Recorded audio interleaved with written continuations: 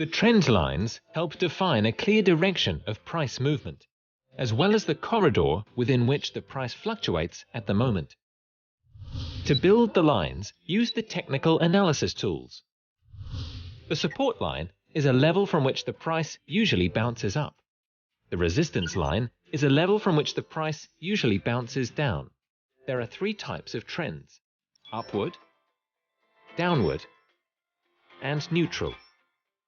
Combining a series of highs and lows, we get a trending corridor. This is the most simple and effective tool for market analysis.